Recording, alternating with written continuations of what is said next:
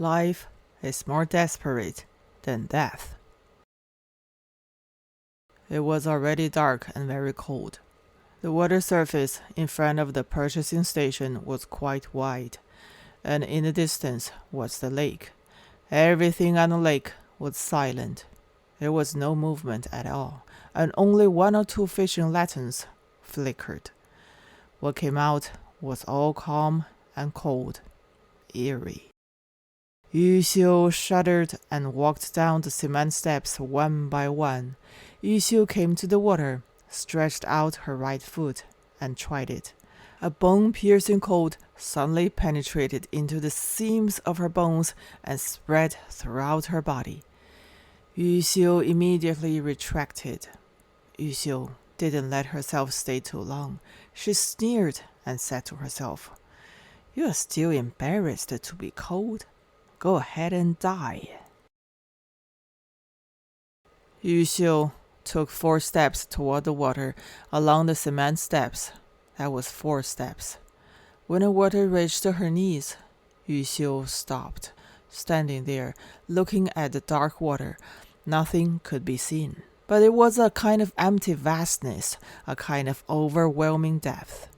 The waves were small, patting her trouser legs like little hands one after another, grabbing Yu Xiu and grabbing Yu Xiu again. Yu Xiu suddenly felt that the depths of the water were full of small hands, neatly stretching out to Yu Xiu. Each hand had countless fingers and filled Yu Xiu's heart like fur. Yu Xiu felt a bone-chilling fear and immediately stepped ashore. Because her belly was too big, she fell on the concrete steps as soon as she landed. Yu Xiu lay on the ground, panting for a long time, and finally stood up and walked towards the water again. This time, Yu Xiu didn't go too deep. Her mind was complicated, and the more she thought about it, the more frightened she became. Finally, when down 2 steps, Yu Xiu ordered herself, "Pounce down, you pounce down! Pounce down and everything will be fine!" Yu Xiu just couldn't pounce down. The horror of death is when death is imminent. Yu Xiu was already trembling all over, hoping that there would be someone behind her to push her. Yu Xiu stood in the water for a long time. All her courage was almost exhausted, and she fell back to the shore, desperate. Of course, more desperating than life is death, but more desperating than death is life. There is a secret in the purchasing station. That is, everyone knows Yu Xiu's secret. This means that there is also a secret in Broken Bridge Town. That is, everyone knows Yu Xiu's secret. Yu Xiu thinks that others don't know, but others know. But Yu Xiu doesn't know that others know. The so-called privacy is basically this, just separated by a piece of paper.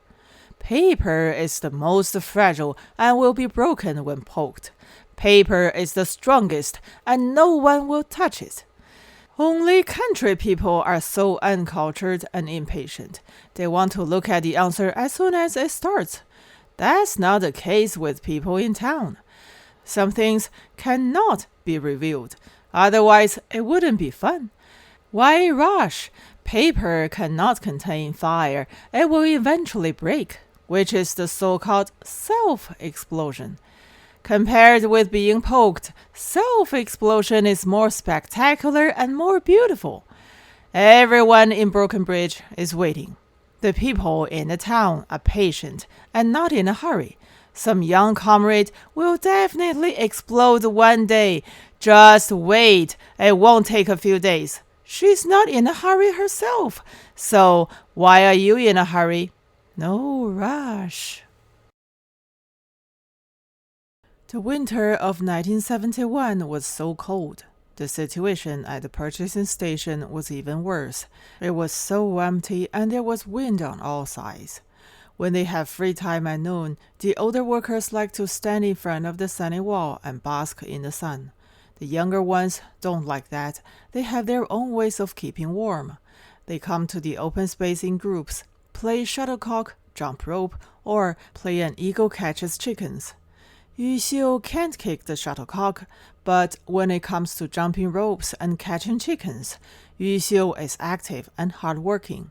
Only by being active can show that she is the same as others, without any difference. Yu Xiu worked hard, but once she took action, her bloated clumsiness was clearly revealed. Very cute and beautiful. It's a little better when jumping rope because jumping rope is a solo exercise. It won't work if the eagle catches the chicken. The eagle catching the chicken needs cooperation. You hold on to me and I hold on to you. When compared in the group, Yu Xiu shows everything. She has become the slowest part, always causing problems and always leading to failure. People don't like to watch Yu Xiu jump rope. In comparison, eagle catching chicken is more exciting.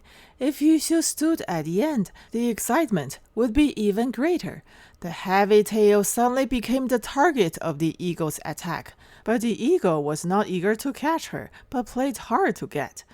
Just when it was about to catch Yu Xiu, the eagle would suddenly give up and attack with all its strength in the opposite direction. At this time, Yu Xiu could only be exhausted and couldn't keep up with the rhythm of the large army, so her neck was stretched out long. The most common thing is that Yu Xiu was thrown out and fell to the ground all of a sudden. It was very interesting when Yu Xiu fell to the ground, gasping for air but unable to inhale properly. She can only open her mouth wide, with more air coming out and less air coming in. She can't adjust her breath. The funniest thing is Yu Xiu getting up. Yu Xiu lies on the ground with a smile, but she can't get up. She's like a very big female turtle, turned over, with only 4 claws flapping in the air, unable to get up. Yu Xiu could only roll on the ground, bend down, and kneel on the ground before she could stand up. So silly. Everyone laughed happily, and Yu Xiu also laughed and kept saying, "I got fat, fat." No one picked up on Yu Xiu's words, and neither admitted that Yu Xiu was fat nor denied it. At this time, Yu Xiu's getting fat can only be the most boring self-talk, without any substantive meaning. As the Spring Festival approached, Yumi, with a big belly, took Yu Xiu back to Wang village. The time was quite short, because there was a small speedboat transfer. They went in the morning and came back in the afternoon. There was no movement at Yumi's return this time, not extravagant nor ostentatious at all. Yumi didn't even get out of the house. When Yumi's speedboat left the stone pier, the villagers were surprised to find that Yumi's family had all come out. The whole family, young and old, had changed their clothes from head to toe, and each got new ones. This family's popularity suddenly skyrocketed. Yumi is not in the village, but the people in the village feel that Yumi is there and omnipresent. Every move she makes is understated, but she is strong and very domineering. This is exactly the way Yumi works now. Yumi only does things, but doesn't talk. Her style means silence is better than sound.